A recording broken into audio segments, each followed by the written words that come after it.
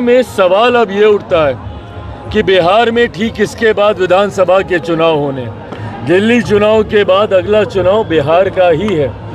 क्या ये गठबंधन विपक्षी दलों का बिहार में भी बना रहेगा या यहाँ पर भी इंडिया अलायंस की तरह टूट जाएगा?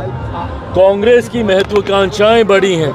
तिहाई का आंकड़ा जो पार्टी पार नहीं कर पाई, वो तिहाई के आंकड़े के साथ बिहार विधानसभा का चुनाव लड़ना चाहती है। 70 सीटों पे पिछली बार ये पार्टी लड़ी थी।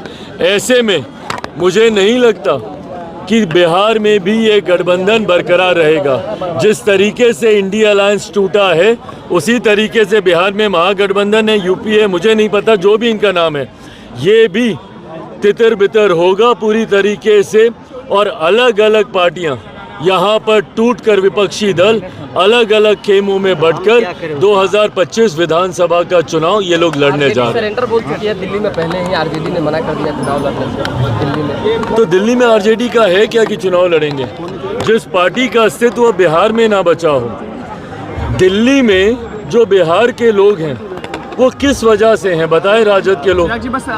दिल्ली में जो बिहारी हैं वो इन्हीं के सताए हुए हैं ना, यहीं से प्रताड़ित होकर गए हैं वो लोग, और उन्हीं लोगों से ये वोट मांगने किस मुंह से जाएंगे? याद कीजिए वो 90 का दशक, दिल्ली में जितने बिहार के लोग बसे हुए हैं वो राजद के जंगल राज से ही प्रताड़ित होकर गए थे।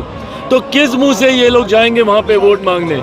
और बल्कि गलती से भी अगर ये किसी मंच पर विपक्ष के किसी भी दल के साथ दिख गए, वो कांग्रेस हो या आम आदमी पार्टी, उनका भी सर्वनाश ये लोग कर आएंगे, क्योंकि बिहारी इन्हीं से नाराज होकर गए थे।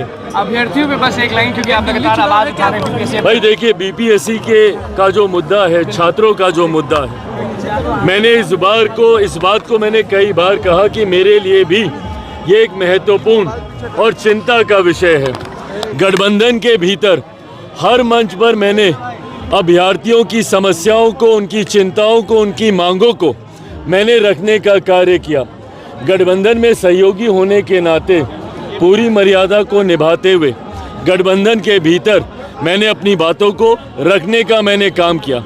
एक बात तय है, परिस्थिति कुछ भी हो, लोक जनशक्ति पार्टी रामविलास पूरी मजबूती से छात्रों के साथ खड़ी है, उनकी मांगों के साथ खड़ी है। गठबंधन की मर्यादा के तहत हम लोग अपनी बातों को गठबंधन के भीतर रखने का कार्य कर रहे हैं।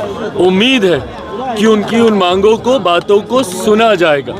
अगर ऐसी परिस्थिति नहीं बनती है पार्टी को, अगर छात्रों के हित में और मजबूत कदम उठाने की जरूरत पड़ेगी, लोक जनशक्ति पार्टी रामविलास उससे भी कतई हिचकिचाएगी नहीं।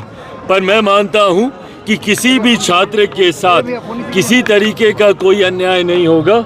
इस बात को मुख्यमंत्री नीतीश कुमार जी, बिहार की सरकार जरूर सुनिश्चित करेगी। Thank you.